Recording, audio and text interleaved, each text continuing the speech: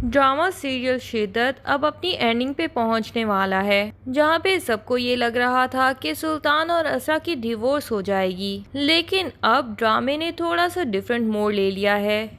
सुल्तान ने सारी जिंदगी असरा के साथ बहुत ही बुरा सलूक किया और उसे आज तक अपनी बीवी का दर्जा तक नहीं दिया, बल्कि हर वक्त उसको एहसास कमतरी का एहसास दिलाता रहा कि वो सुल्तान के मुकाबले में कुछ भी नहीं। ना तो वो खूबसूरत है और ना ही उसका दिमाग इतना इंटेलिजेंट है। हालांकि असरा भी सुल्तान के मुकाबले में बहुत अच्छी इंटेलिजेंट लड़की ही थी और खूबसूरती में भी वो सुल्तान के मुकाबले बहुत आगे थी। और फिर अमीर भी इतनी कि सुल्तान एक नौकरी पेशा इंसान था, जबकि असरा का भाई एक बहुत बड़ा बिजनेस टाइकॉन। इन सब के बावजूद सुल्तान उसको हमेशा कॉम्प्लेक्स करता रहा और उसके बदले में भी असरा ने कभी उससे एक लफ्ज़ की भी शिकायत नहीं की, बल्कि उससे बेपनाह मोहब्बत करती रही। असरा को जब पता चलता है कि मनान अंकल की डेथ हो गई है तो वो सुल्तान के पास जाना चाहती है, लेकिन उसके घर वाले उसको रोक लेते हैं। उधर सुल्तान बड़ा हैरान होता है कि मेरे बाप ने मरने से पहले सारी की सारी प्रॉपर्टी आखिर मेरे नाम क्यों लगा दी। सुल्तान को बाप के मरने के बाद अफसोस होता है कि उसने ज़िंदगी भर बाप को अहमियत ही नहीं दी। उसका बाप उससे हमेशा वक्त मांगता रहा, लेकिन सुल्तान के पास वक्त था ही कहाँ। वो अपने वालिद को अपने बाकी घर वालों की तरह और बीवी की तरह इग्नोर करता रहा।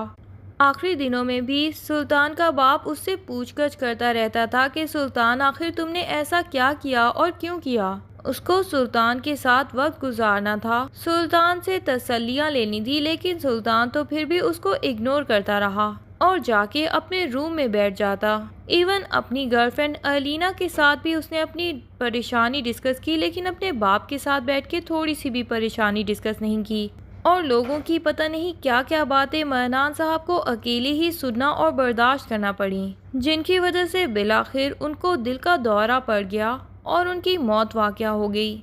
सुल्तान का सारा वक्त तो उसके फैंस के लिए ही होता था। वो सोशल मीडिया पे अपने फैंस को इम्प्रेस करने के लिए पोस्ट तो लगा सकता था और घंटों उनके मैसेजेस का रिप्लाई भी कर सकता था, लेकिन बाप के साथ बैठ के 2 मिनट बात भी नहीं कर सका उसके आखिरी दिनों में। और वो फैंस जो कि उसके साथ गप्पे तो लगाते थे, लेकिन सुल्तान की एक गलती के बाद ही उन सब ने सुल्तान को लानतें देना शुरू कर दी और वो मुश्किल वक्त में सुल्तान के साथ भी नहीं आने वाले थे। सुल्तान को अब बड़ी शिद्दत से अपनी गलती का एहसास तो होता है, लेकिन अब उसके हाथ में कुछ नहीं होता पछतावे के अलावा। इधर नौफल भी अपनी फीलिंग्स का इजहार परीज़े के सामने कर चुका है और उसे कहता है कि मैं अब से आपको मिस परीज़े नहीं कहूँगा, और उसको लाल फूलों का गुलदस्ता भी देता है और उसे बताता है कि मैं आपको अपनी लाइफ पार्टनर बनाना चाहता हूँ। परीज़े थोड़ा हिचकिचाती है और कहती है कि ये बात तो मैं बहुत पहले से जानती थी, लेकिन मेरे लिए फ़ैसला लेना मुश्किल था। नौफल पूछता है कि क्या मैं अच्छा इंसान नहीं। परीज़े जवाब देती है कि आप तो बहुत ही अच्छे इंसान हैं। इनफैक्ट आपकी वजह से ही तो मुझे दोबारा से ज़िंदगी मिली है और जीने की एक होप दिखाई आपने मुझे। नौफल पूछता है कि फिर क्या वजह है कि आपके लिए मेरा फ़ैसला लेना मुश्किल हो रहा है। परीज़े कहती है कि नौफल सर, ये बहुत ही बड़ा और बहुत ही मुश्किल फ़ैसला है। नौफल कहता है कि मैं छोटे मोटे फ़ैसले लेता भी नहीं। परीज़े पूछती है कि लेकिन आपके घर वाले, वो आखिर मुझे कैसे एक्सेप्ट कर लेंगे। नौफल कहता है कि मिस परीज़े, मैं आपको बड़े अरसे से जानता हूँ और मुझे पता है कि आप बहुत ही अच्छी लड़की हैं और मेरी फैमिली को भी आपके बारे में कंप्लीट पता है। वो आपसे मिलने के लिए बहुत ज़्यादा बेताब हैं।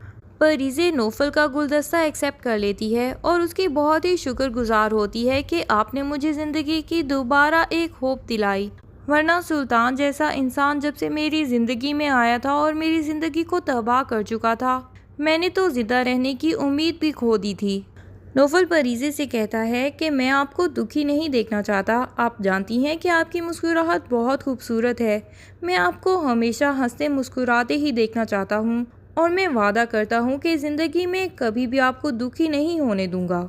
दूसरी तरफ अलीना असरा से मुलाकात करती है तो वो असरा को बताती है कि सुल्तान की लुक ऐसी है कि वो हर लड़की को अपना दीवाना बना लेता है, लेकिन मैं तुम्हें आज ये बात बताना चाहती हूँ कि सुल्तान ने आज तक भी अपनी लिमिट्स क्रॉस नहीं की।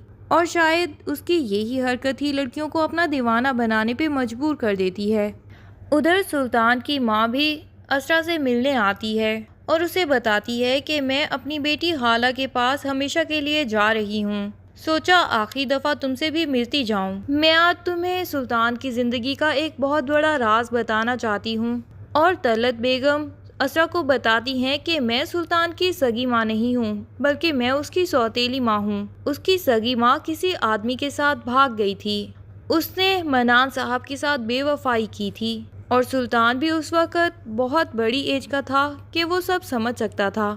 मैं तो जब शादी करके इस घर में आई थी तो एक डरा सहमा सा बच्चा मेरे सामने था जो कि अपनी ही दुनिया में खोया रहता था, लेकिन वो आइंस्टाइन का दिमाग रखता था। मैंने उसको ज़्यादा किसी से बात करते भी नहीं देखा, ना ही उसके बहुत ज़्यादा दोस्त थे।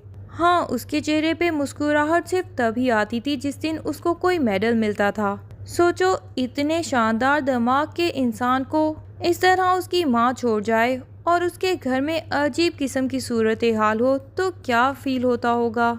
मैंने सुल्तान को पूरी मोहब्बत देने की कोशिश की, लेकिन वो मुझे अपनी माँ नहीं बुलाता था। शायद वो माँ के नाम से ही डर गया था और उस औरत की इसी बेवफाई की वजह से इस घर के आदमियों का औरतों से एतबार ही उठ गया था।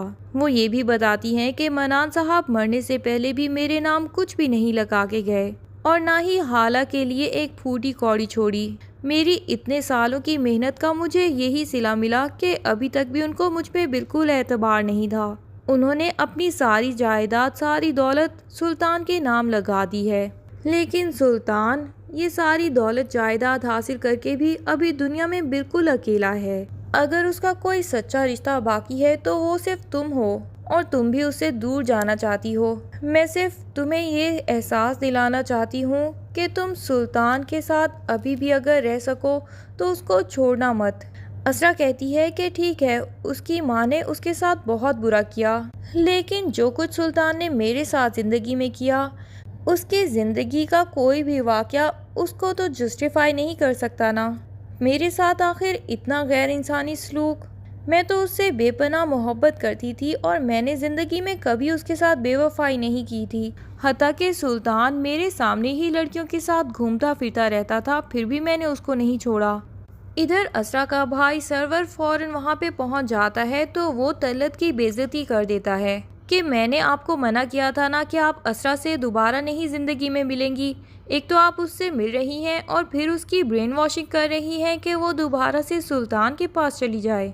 क्या आप अपने बेटे को जानती भी हैं कि वो कितना बड़ा दिमागी मरीज़ है? असरा अपने भाई को रोकती है कि आपको आंटी के साथ ऐसे पेश नहीं आना चाहिए, वो तो बहुत ही अच्छी हैं। लेकिन सरवर भाई उनको वहाँ से जाने के लिए कह देते हैं। अब असरा इतने सारे लोगों से सुल्तान के फेवर में इतनी सारी बातें सुनेगी तो क्या वो कोर्ट जाके अपना फैसला तब्दील कर लेगी या अपने भाई के फैसले में ही मुतमईन रहेगी? ये सब जानने के लिए ड्रामे की लास्ट एपिसोड का इंतज़ार कीजिए। तब तक के लिए अल्लाह हाफिज़। वीडियो पसंद आए तो लाइक एंड कमेंट ज़रूर कर दें और चैनल को सब्सक्राइब करना ना भूलिए। Thank you.